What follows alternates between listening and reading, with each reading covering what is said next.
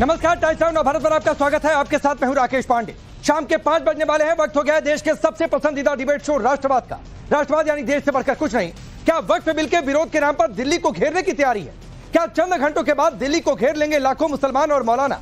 दरअसल वक्फ बिल के खिलाफ all India Muslim personal law board ने दिल्ली में धरना प्रदर्शन का ऐलान किया है, लेकिन धरना प्रदर्शन के नाम पर शाहीन बाग पार्ट 2 जैसी धमकी दी जा रही है।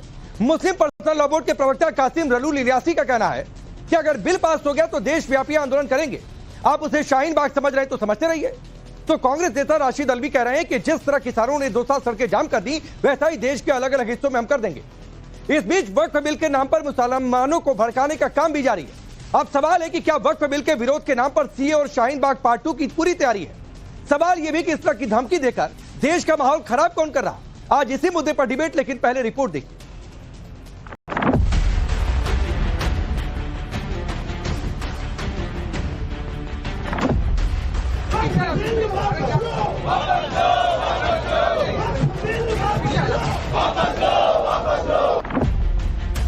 तो अगर आप शाहीन बाग समझते हो तो शाहीन बाग समझिए, लेकिन हम तो देशव्यापी अभियान छेड़ने की बात कर रहे हैं। क्या वक्फ की लड़ाई देश को फिर से शाहीन बाग बनाने पर आई? क्या वक्फ बिल के विरोध में शाहीन बाग बनाने की धमकी देकर भाईजान ब्रिगेड दिल्ली को घेरने का पूरा प्लान बना चुके हैं? 24 घंटे से भी कम समय का वक्त है जब दिल्ली के जंतर मंतर पर मौलानाओं की टोली वक्फ बिल के खिलाफ जुटने वाली है। इसमें वक्फ बिल के खिलाफ मुसलमानों को भड़काने वाले all India personal law board से लेकर जमीयत के मौलाना शामिल होंगे। बात बात पर वक्फ के नाम पर भड़काऊ बयानबाजी करने वाले भाईजान भी इस प्रदर्शन में शामिल होंगे। इस प्रदर्शन से पहले भाईजान ब्रिगेड ने शाहीन बाग पार्ट 2 वाली धमकी देकर माहौल को और भी गर्म कर दिया कि अगर ये बिल मंजूर हो गया तो हम देशव्यापी अभियान छेड़ेंगे। और मेरे नजदीक शाहीन बाग भी एक पीसफुल और डेमोन्स्ट्रेशन था, तो उसमें कोई गलत बात नहीं थी, उसमें कहीं हिंसा नहीं हुई, कहीं कुछ नहीं हुआ, पूरा डेमोन्स्ट्रेशन पीसफुल था। वो भी देशव्यापी था। तो अगर आप शाहीन बाग समझते हो तो शाहीन बाग समझिए, लेकिन हम तो देशव्यापी अभियान छेड़ने की बात कर रहे हैं। सुना आपने मुस्लिम पर्सनल लॉ बोर्ड के प्रवक्ता का ये बयान। मतलब साफ है, कल होने वाली रैली में लाखों मुसलमान दिल्ली को घेर लेंगे। दिल्ली को शाहीन बाग पार्ट 2 वाली धमकी तो यही बता रही कि वक्फ संशोधन बिल के खिलाफ मौलाना ब्रिगेड आर पार के मूड में। सिर्फ मौलाना ही नहीं, सियासी पार्टियां भी इस प्रदर्शन में मौलानाओं के साथ खड़ी नजर आ रहे। कांग्रेस नेता राशिद अल्वी भी वही बात कह रहे हैं कि वो किसान आंदोलन की तरफ प्रदर्शन करेंगे। उन्हें बजाय ये कहने के कि हम पूरे मुल्क में शाहीन बाग जैसा प्रोटेस्ट करेंगे, थोड़ी तब्दीली कर लेनी चाहिए। प्रोटेस्ट करना उनका हक है, सबका हक है। देश के अंदर लोकतंत्र है, चाहे वो नाम ही का लोकतंत्र है, लेकिन संविधान हक देता है कि प्रोटेस्ट कर सके।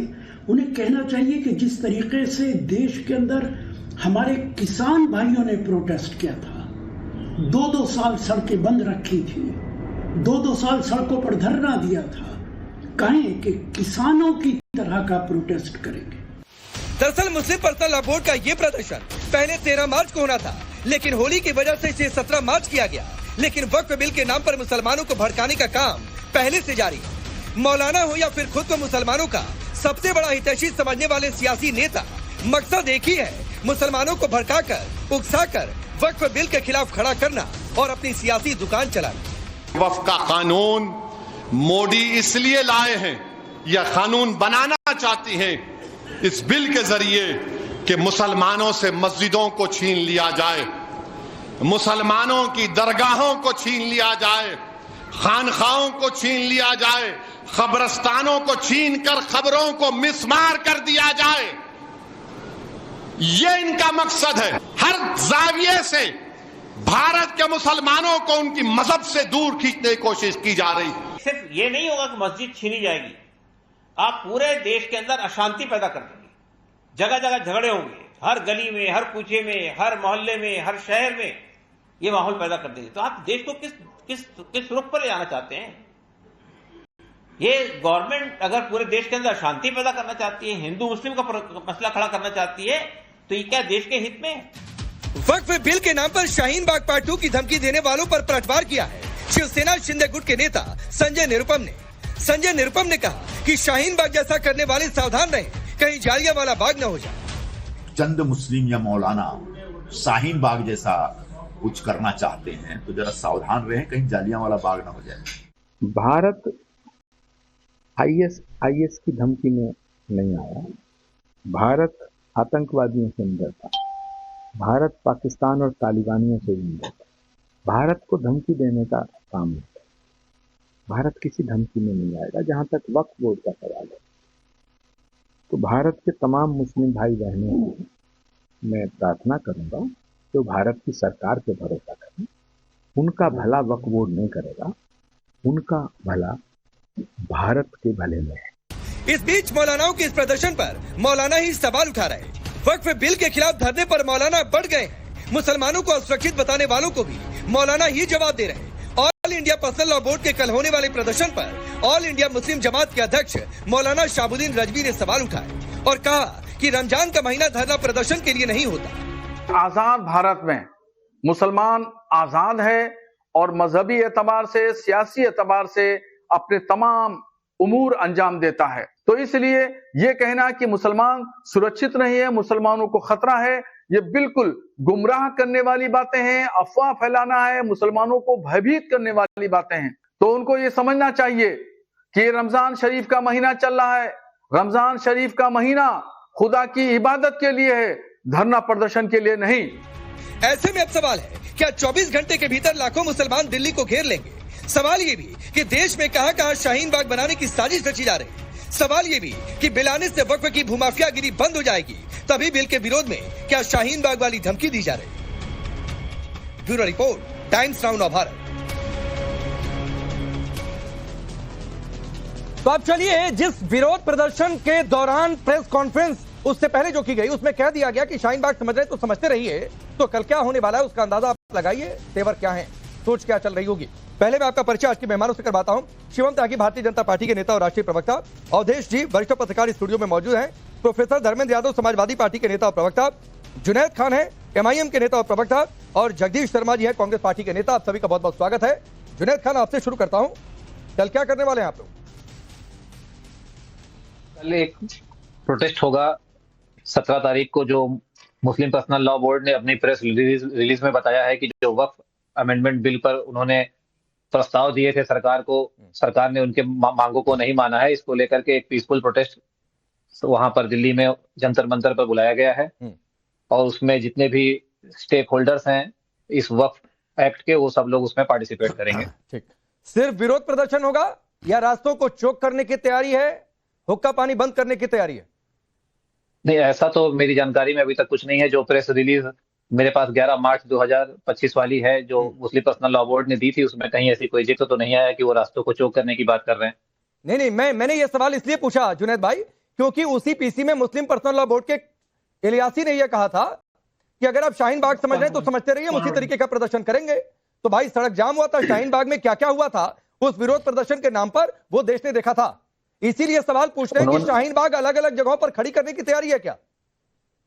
नहीं, उसमें जिसने उनसे सवाल पूछा था कि क्या शाहीन बाग जैसा बनाएंगे, तो उन्होंने ये कहा कि अगर आप उसको उस तरीके से ही समझते हैं विरोध प्रदर्शन को, तो आप वैसा ही समझिए। लेकिन जो मेरे पास प्रेस विज्ञप्ति है, इस पूरी 2 पन्ने की विज्ञप्ति में कहीं पर भी शाहीन बाग कि वैसा प्रदर्शन नहीं करेंगे, रास्ते बंद नहीं होंगे, लोकतांत्रिक तरीके से विरोध प्रदर्शन होगा। इस विरोध प्रदर्शन से आम नागरिक को कोई दिक्कत नहीं होगी, बात खत्म हो जाती है। सवाल ही मैं नहीं पूछता।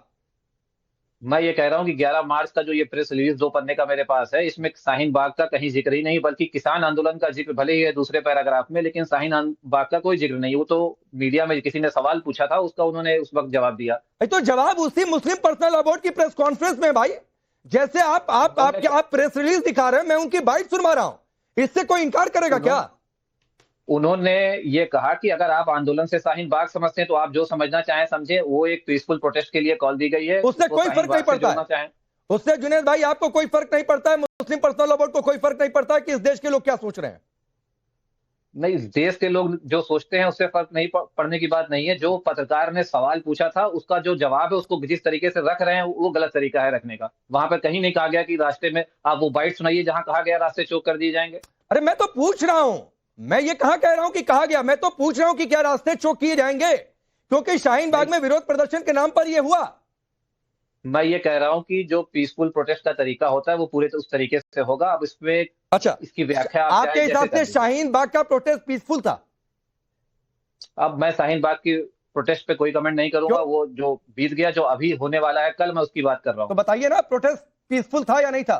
कमेंट तो आपकी पार्टी बहुत सारी चीजों पर करती है। अयोध्या का फैसला हो गया, भव्य राम मंदिर बन गया, अभी भी मौका मिले तो आपके नेता टिप्पणी कर देते हैं। नहीं, तब नहीं कहते कि जो बीत गया छोड़ दीजिए उसको। नहीं, पुरानी बातों पे तो चर्चा करके इस तरीके से करते रहेंगे तो खत्म नहीं होगी। अभी जिस मुद्दे पे चर्चा है कल वाले प्रोटेस्ट पर, उसमें मैं वही तो कह रहा हूं, पीसफुल प्रोटेस्ट होगा। मैं वही तो कह रहा हूं जुनेद भाई, आपकी पार्टी के सर्वे सर्वा बैरिस्टर साहब को जब भी मौका मिलता है अयोध्या पर बोल देते हैं, तब तो नहीं कहते कि बीती बात हो गई, नहीं बोलेंगे।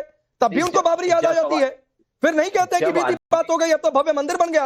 अब शाहीन बाग आपके लिए बीती बात हो गई क्योंकि जवाब देना मुश्किल हो रहा है आपको। नहीं, जवाब देना बिल्कुल भी मुश्किल नहीं हो रहा है। जब कोई सवाल पूछा जाएगा किसी भी नेता से तो वो उसका जवाब देंगे। तो शाहीन बाग प्रोटेस्ट पीसफुल था या ना? शाहीन बाग प्रोटेस्ट पीसफुल था या नहीं, ये अभी चर्चा का विषय नहीं है। नहीं, क्यों? बताइए ना। अभी जो मेरा काम है सवाल पूछना, आपका काम है जवाब देना। बताइए सर। आज चर्चा का विषय है, कल जो वक्फ बोर्ड, मुस्लिम पर्सनल लॉ बोर्ड ने कॉल दिया है प्रोटेस्ट के लिए जंतर मंतर पर, उस पे हम चर्चा करने के लिए, बट इसको शाहीन बाग से जोड़ करके देखना और शाहीन बाग का जिक्र करना यहाँ पर, ये माहौल को खराब करने वाली शाहीन बात बाग है। प्रोटेस्ट पीसफुल था या नहीं? जुनेद भाई, मैं बार बार यही सवाल आज आपसे पूछूंगा पूरे आधे घंटे तक, अगर आप नहीं बताएंगे तो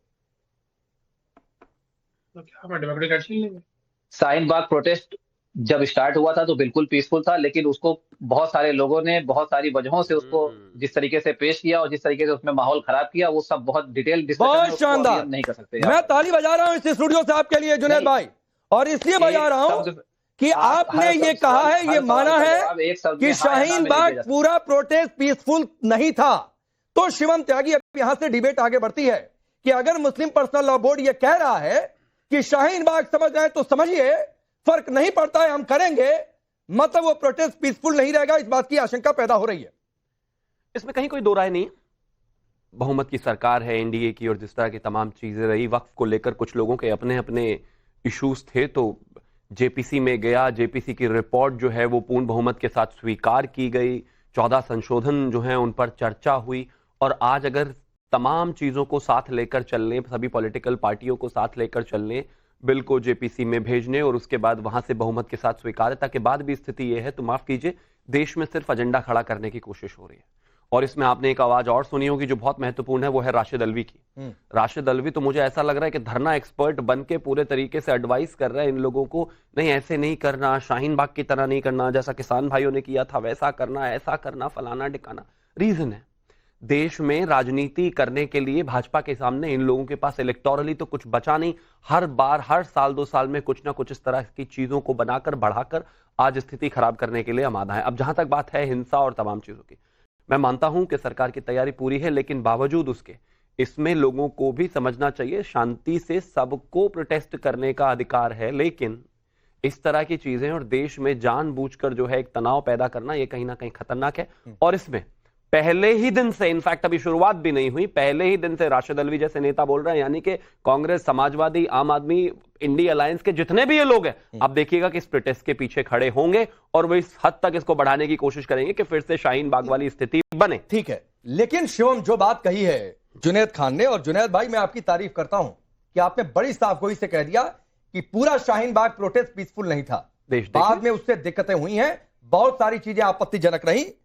तो अब जगदीश भाई आप ये बताइए कि जो पूरा प्रोटेस्ट पीसफुल नहीं था, मैं नाम नहीं लूंगा कि आपके कौन कौन से नेता वहां पर गए और मंच शेयर किया, तो जो पूरा प्रोटेस्ट पीसफुल नहीं था, बकौल जुनैद खान, तो उस अशांत प्रदर्शन में आपके नेता क्या करने गए थे? और आज अगर कहा जा रहा है कि ठीक है वैसा ही प्रदर्शन करेंगे, या इस प्रदर्शन को हमारा साथ है, जो कह रहे हैं कि शाहीन बाग समझ जाए तो समझिए, तो क्या एक बार फिर से अनरेस्ट होगा? और उस अनरेस्ट में क्या बैकडोर से कांग्रेस पार्टी सपोर्ट करने जा रही है? देखिए राकेश पांडे भाई, सबसे पहले तो समझना पड़ेगा कि हमारा देश में लोकतंत्र है, और लोकतंत्र है तो संविधान से प्रोटेस्ट करने का अधिकार सभी को है। वो प्रोटेस्ट करने जंतर मंतर पे आ रही है, तो सरकार को तय करना है कि किसानों की तरफ छाती में कील तो नहीं ठोकनी है। 1000 किसान मारने को, अगर सरकार की मंशा ऐसी रहेगी, भाषा नहीं होनी चाहिए, देखने को मिलेगा। और मैं तो समझता हूं अभी प्रोटेस्ट शुरू नहीं हुआ और आप भड़काऊ भाषा शुरू कर दी। 1000 छाती में कील ठोकने का क्या मतलब होता है? अरे भाई तुम, अरे पंजाब में अभी प्रोटेस्ट चल रहा है किसानों का, और उसमें क्या स्थितियां बन रही है वहां पर? 2 शब्द बोलो जरा, कहो आम आदमी पार्टी को किस तरीके से किसानों के साथ अत्याचार हो रहा है, उस पर सवाल जवाब नहीं है क्या? वहां भी हालत खराब कर दिए। अरे तो बोलिए ना फिर, कहिए आम आदमी पार्टी को, कहिए केजरीवाल को, किस तरीके से किसानों के साथ अपमानजनक स्थिति हो रही है, किस तरीके से उनका चीफ मिनिस्टर मीटिंग से उठकर भाग जाता है, किस तरीके से वो कहता है कि मुझे कमजोर मत समझो। सरकार का काम, मत चिल्लाइए, मत चिल्लाइए, नस फट जाएगी, मत चिल्लाइए। वैसे कार्यकर्ता बहुत कम है कांग्रेस के पास, लेकिन मैं सिर्फ एक ही चीज कहना चाहता हूँ, ऐसे चलेगा नहीं। जनता की बात नहीं करते हैं, जनता के बातों की बात नहीं करते हैं। जनता की बातें हैं भाई, ये जनता की ही बातें हैं।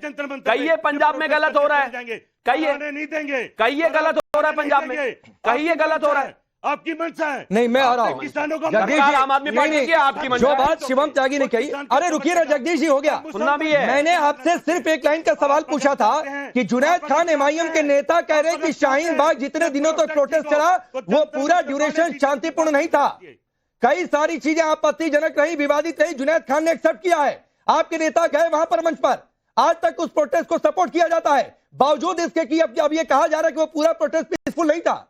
आप उस सवाल का जवाब देने की बजाय, एक अपील करने की बजाय कि लोकतांत्रिक तरीके से प्रदर्शन करिएगा, आप ये कह रहे हैं कि छाती पर कील ठोकने की तैयारी है। अरे भाई राकेश पांडे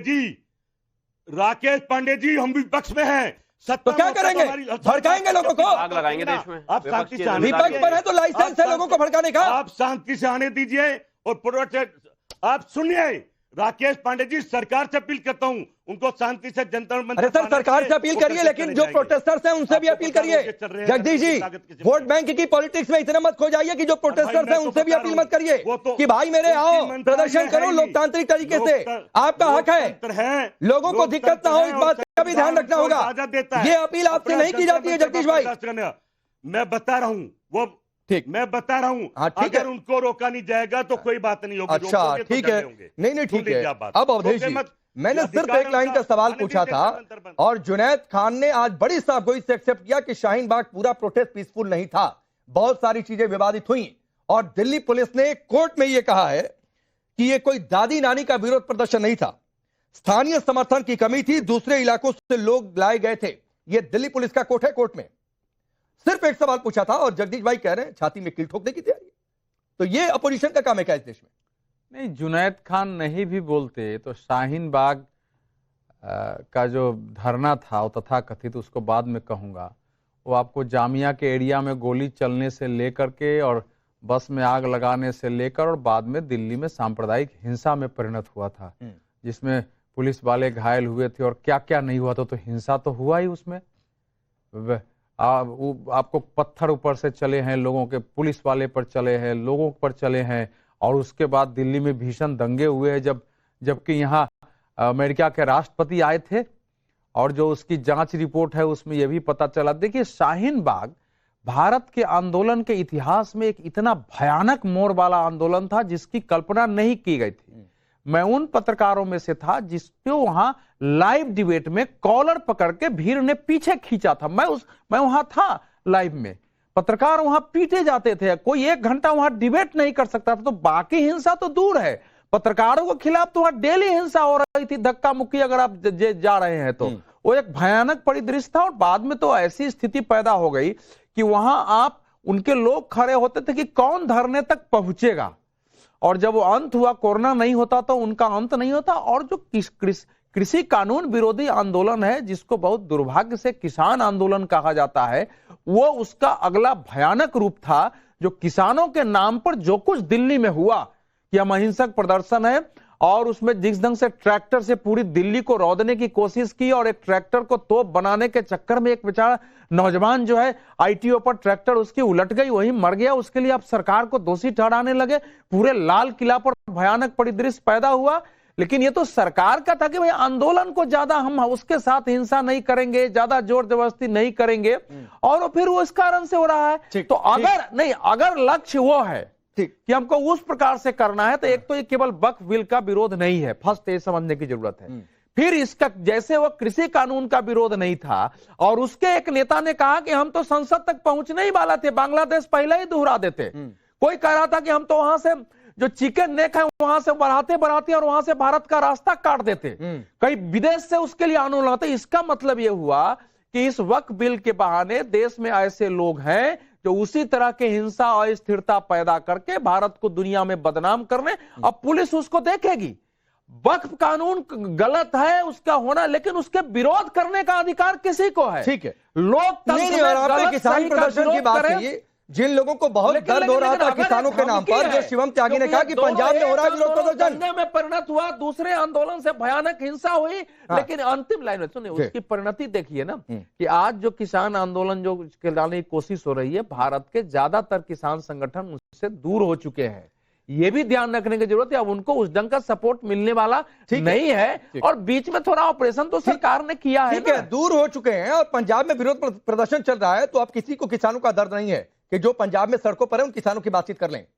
तो धर्मेंद्र यादव, सवाल आपसे यह है कि भाई आप लोगों ने भी कह दिया कि इस विरोध प्रदर्शन को साथ है, और फिर तो क्या शाहीन बाग जैसा प्रदर्शन होगा तो उसको भी आप साथ दे रहे हैं? बिल्कुल नहीं। तो आप लोग यही चाहते हैं कि इसी तरीके का माहौल बने जो शाहीन बाग प्रोटेस्ट में हुआ था?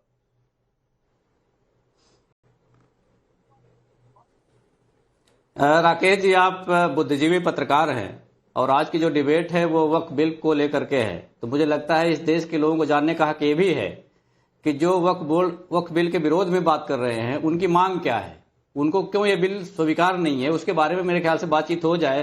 क्योंकि अवधेश जी का ज्ञान तो सबने देश ने सुन ही लिया, जो किसानों को बता रहे हैं कि हिंसक हैं, वो आंदोलन नहीं कर रहे थे, हिंसा कर रहे थे, तो किसान को भी हिंसक बता दिया और सरकार ने तीनों काले कानून वापस भी ले लिए, उसके बारे में उन्होंने बता दिया।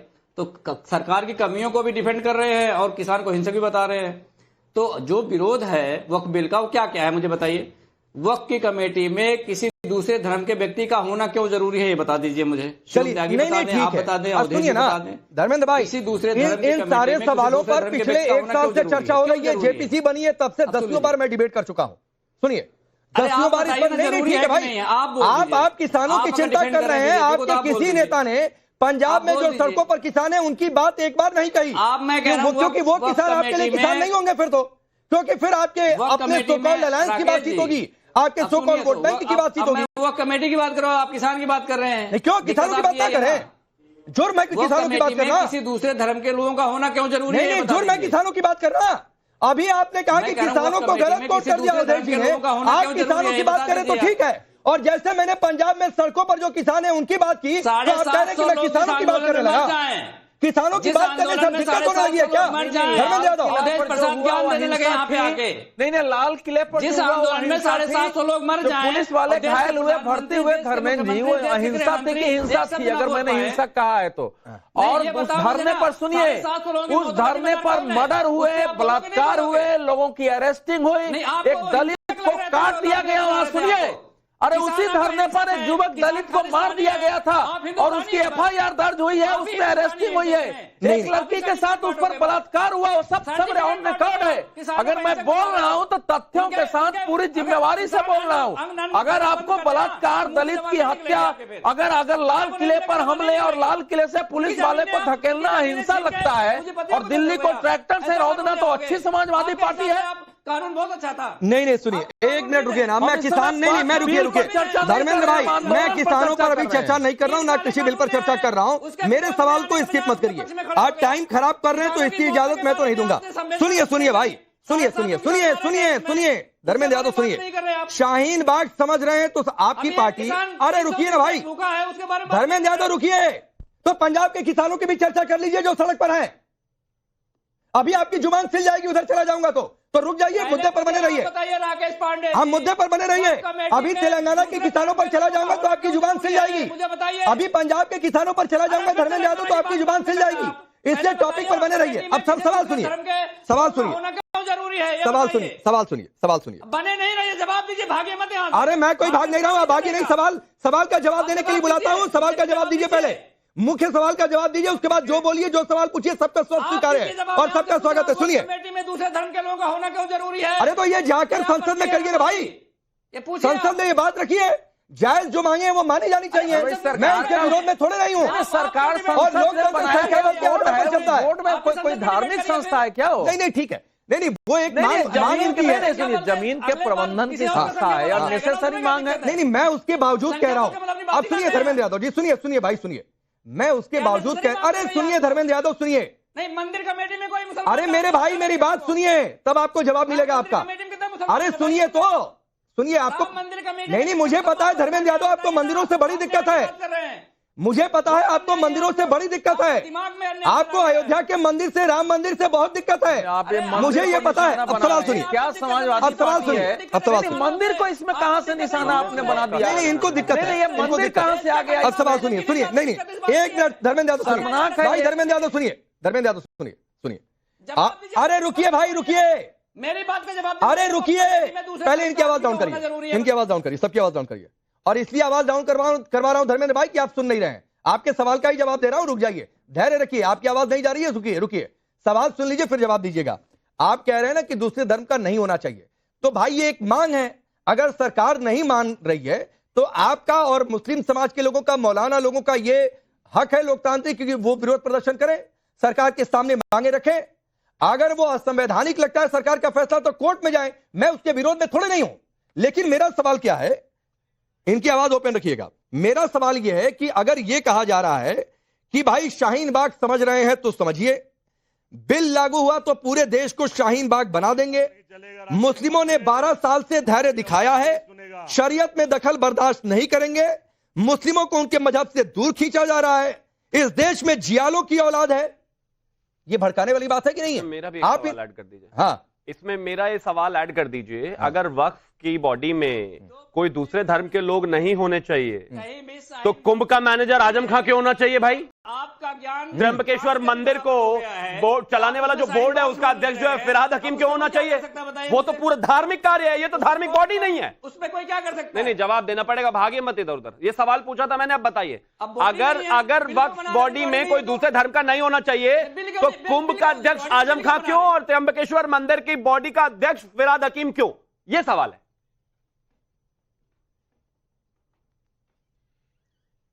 क्यों? आजम खां शहरी विकास मंत्री है, तो शहरी विकास मंत्री तो, लेकिन मुस्लिम भी है, शहर में हो रहा है, लेकिन मुस्लिम। आप जैसे अब मैं क्या शब्द का इस्तेमाल करूं? इतनी बेसिक जानकारी नहीं है तो राष्ट्रीय चैनल पे आके बोलने की जरूरत नहीं है। ऐसा प्रश्न उठाते हैं, खुद फंस जाते हैं। अरे क्या बोल रहे हैं भाई, करिए ना, शहरी विकास मंत्री और मेला शहर में हो रहा है इसलिए उनके खुद फंस जाते हैं, कभी मंदिर बोल के फंसते हैं, कभी किसी बोल के फंसते हैं। अच्छा चलिए, आप हम लोगों के मित्र हैं। अरे धर्मेंद्र भाई सुनिए, मैं नहीं, मैं फिर कह रहा हूं कि मैं डिबेट को डिरेल नहीं करना चाहता हूं। आंदोलन पर आपकी एक मांग है, वो मांग ये सही गलत बात की बात है। आप लोकतंत्र में मांग रखने का अधिकार है, लेकिन शिवम ने जो कह दिया उस पर तो फंस गए कि भाई आजम खान को मंत्री क्यों बना दिया? क्या कोई और नहीं, जो इनका सवाल है त्र्यंबकेश्वर मंदिर में फिरहाद हकीम को लेकर इन्होंने सवाल कर दिया। मैं फिर कह रहा हूं, मैं उधर डिबेट को लेकर नहीं जाना चाहता हूं। मेरा सवाल जितने मैंने नहीं रुकिए ना, जितने मैंने सेंटेंसेस कोट किए, क्या आप उन सेंटेंसेस के साथ हैं, हाँ या ना? मैं कह रहा हूं जो प्रोटेस्ट कॉल किए हैं, 2 पन्ने का प्रेस नोट है, 2 पन्ने के प्रेस नोट में कहीं शाहीन बाग का जिक्र नहीं है। अरे भैया बाइट है, फिर सुना दूं। लेके आ रहे हैं, चांद से बाइट है, फिर सुना दूं। चांद का प्रेस कॉन्फ्रेंस हमने देखा, बयान है, फिर सुना दूं। चांद का प्रेस कॉन्फ्रेंस देखा, बयान है, फिर सुना दूं। अरे बयान जब उस आदमी से पूछोगे आप, बयान है, फिर सुनाइए। नहीं सुनाइए। जुनैद खान आप भी सुनिए, जगदीश भाई आप भी सुनिए, और धर्मेंद्र यादव थोड़ा सा कान खोलकर सुनिए, बढ़िया से कायदे तरीके से सुनाइए भाई जरा फिर से। कि अगर ये बिल मंजूर हो गया तो हम देशव्यापी अभियान छेड़ेंगे, और मेरे नजदीक शाहीन बाग भी एक पीसफुल और डेमोन्स्ट्रेशन था, तो उसमें कोई गलत बात नहीं थी, उसमें कहीं हिंसा नहीं हुई, कहीं कुछ नहीं हुआ, पूरा डेमोन्स्ट्रेशन पीसफुल था, वो भी देशव्यापी था। तो अगर आप शाहीन बाग समझते हो तो शाहीन बाग समझिए, लेकिन हम तो देशव्यापी अभियान छेड़ने की बात कर रहे हैं कि अगर ये बिल। तो भाई ये सुनिए, जुनैद खान कह रहे हैं कि पूरा प्रोटेस्ट पीसफुल नहीं था, मुस्लिम पर्सनल लॉ बोर्ड कह रहा है पीसफुल प्रोटेस्ट था, तो जुनैद खान और मुस्लिम पर्सनल लॉ बोर्ड अलग अलग हो गए। अब आप बताइए धर्मेंद्र यादव, मुस्लिम पर्सनल लॉ बोर्ड की ये बाइट है, कहा गया शाहीन बाग जैसा होगा? क्या है? आप शाहीन बाग समझ रहे तो समझिए। उसमें कहां शाहीन बाग का जिक्र आया? अरे बोला भाई, नहीं आवाज नहीं, उन्होंने कहा शाहीन बाग जैसा होगा, बताइए मुझे। खाली हो गया बिल्कुल। अरे लाइव कैमरा पे ऐसा तो आज तक थिएटर हुआ ही नहीं है कभी। ऐसा बोला उन्होंने, बाइट सुनने के बाद भी कह रहे शाहीन बाग कहाँ है, सुना नहीं क्या बाइट? अरे भाई सुनिए, वो गुस्से में दूसरी बात करने लगोगे। जब मैं पूछा बाइट में कहां बोला है, कान बंद हो जाते हैं, ये मैंने पहली बार सुना है। तो ये गुस्से में सुना। अरे कान मान ठीक है, आवाज ठीक से जा रही है आपको, या फिर कहीं ऐसा तो नहीं? धर्मेंद्र भाई, अरे धर्मेंद्र भाई रिप्रेजेंट करना है, उनको अपील करना है। अरे धर्मेंद्र भाई सब ठीक है, इसलिए आप बात नहीं समझ पा रहे हैं। दिमाग बंद हो गया, आपका कान बंद हो गया मुझे लग रहा है। कमेटी में दूसरे धर्म का व्यक्ति, भाई आपका कान बंद हो गया लग रहा है। जो आप शाहीन बाग वाली बात नहीं सुन पा रहे हैं। लग रहा है ईपी में कुछ गड़बड़ी आ गई है आपके फोन के ईपी में। थोड़ा सा उसे निकालिए, ठोकिए, जैसे ये ईपी लगी होती है थोड़ा सा निकालिए, ठोकिए, ऐसे हो सकता है कुछ फंसा हो निकल जाए, सुनाई दे जाए ठीक से। चलिए, नहीं ठीक है, हाँ तो ठीक है, इसका मतलब आप सुनकर अनसुना कर रहे हैं, क्योंकि वोट बैंक का सवाल है। यही मैं जानना चाह रहा था कि आपकी ईपी ठीक है कि नहीं ठीक है, यही जानना चाह रहा था। अब आपने बता दिया कि ईपी ठीक है, तो आप सुनकर अनसुना कर रहे हैं, क्योंकि वोट बैंक का सवाल है। नाराज हो जाएगा वोट बैंक, बोले कैसे, बहुत दिक्कत हो जाती है। चलिए जुनैद खान, ठीक है भाई रुकिए, अब मैं जुनैद खान से बात करूंगा। भगवान का शुक्र है ईपी ठोकने की ही बात की आपने। नहीं ये भी अच्छी जुनैद खान, कुछ गलत नहीं किया। जुनैद खान ये सवाल जो पूछा गया, शाहीन बाग वाली बात आपने भी सुनी होगी। मैं तारीफ करता हूं कि आपने कहा कि शाहीन बाग पूरा प्रोटेस्ट पीसफुल नहीं था। मैं ये भी कह रहा हूं कि लोकतंत्र में प्रोटेस्ट होने चाहिए और ये लोकतांत्रिक प्रक्रिया का हिस्सा है, लोकतंत्र मजबूत होता है इससे। लेकिन अगर कोई कहेगा कि शाहीन बाग समझ रहे हैं तो समझिए, और आपके नेता ने कह दिया कि भाई ये इस्लाम में इंटरफेरेंस है, तो जरा सर समझा दीजिएगा कि मुस्लिम पर्सनल लॉ बोर्ड के इस स्टैंड पर आपकी राय क्या है, और अगर शाहीन बाग जैसा प्रोटेस्ट खड़ा ही किया जा रहा है तो आपकी पार्टी कहां रहेगी, और ये इस्लाम में दखल कैसे है? देखिए, जो आपने बाइट अभी सुनाई पर्सनल लॉ बोर्ड के कौन से मेंबर थे वो नहीं जानता, आपको पूरा सुनाना चाहिए था कि सवाल क्या है, उस सवाल का क्या जवाब दिया है उन्होंने।